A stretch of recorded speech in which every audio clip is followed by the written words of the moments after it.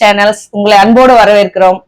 இப்ப நம்ம ஒரு பேச்சுலர் ரசம் எப்படி வைக்கிறதுன்னு பார்க்க போறோம். இது பேச்சுலர்ஸ்க்கு மட்டும் இல்ல, உங்க எல்லாருக்குமே பிடிக்கும் நம்புறோம். வாங்க அதுக்கு தேவையான பொருட்களை பார்த்திடலாம்.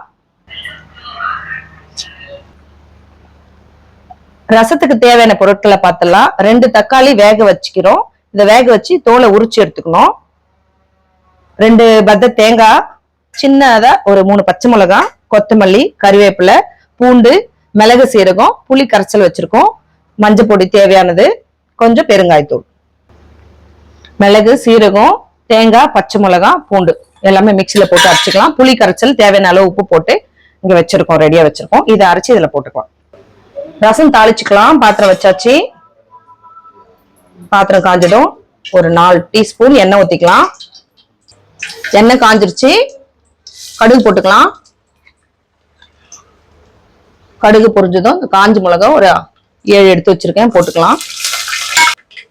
காஞ்ச மிளகாய் பொன்னிறமானதும் ரசத்தை ஊத்திக்கலாம்.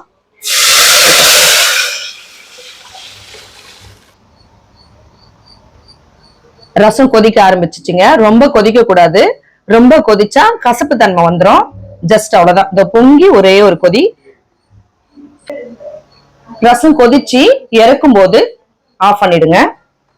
ஒரே ஒரு அவ்வளவுதான், கொஞ்சம் தண்ணி ஊத்திக்கணும், அவ்வளவுதான். ரசம் ரெடி ஆயிடுச்சு. சாப்பிட்டு பார்த்துட்டு டேஸ்ட் எப்படி இருக்குன்னு சொல்லுங்க. இந்த ரசத்தோட ஸ்பெஷல் என்னன்னு பாத்தீங்கன்னா, ஆந்திரா, தமிழ்நாடு, கர்நாடகா 3 ஸ்டைல்ல செய்யறத மிக்ஸ் பண்ணி செஞ்சிருக்கோம்.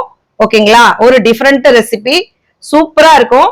எப்படி இருக்குன்னு பார்த்துட்டு டேஸ்ட் பண்ணி எங்களுக்கு கமெண்ட் பண்ணுங்க. தமிழ்நாடு ஸ்டைல் ரசம் பாத்தீங்கன்னா, நம்ம தக்காளி, புளி எல்லாமே கரைச்சி ரசம் வைப்போம், மிளகு சீரகம் வச்சு. ஆந்திரால பாத்தீங்கன்னா அந்த தேங்காய், பச்சை மிளகாவை அரைச்சி ஆஸ் யூஷுவலா தக்காளி, வெங்காயம் போட்டு செய்வாங்க. கர்நாடகால தக்காளியை வேக வச்சு தோல் உரிச்சிட்டு தான் செய்வாங்க. நான் வந்து இந்த 3த்தையும் சேர்ந்து நான் உங்களுக்கு ரசமா கொடுத்துருக்கேன். ஏன்னா நான் ட்ரை பண்ணிருக்கேன். நான் ஆந்திரா, தமிழ்நாடு, கர்நாடகா 3 ஸ்டேட்லயே இருந்துட்டு வந்துட்டேன். அதனால எனக்கு அது தெரியும். டேஸ்ட் பண்ணி பார்த்துட்டு சொல்லுங்க எப்படி இருக்குன்னு.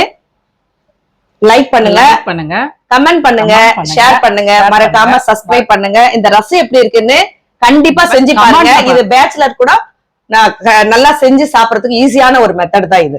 ஓகேங்களா? பாய். மீண்டும் ஒரு அடுத்த வீடியோல சந்திப்போம். பாய்.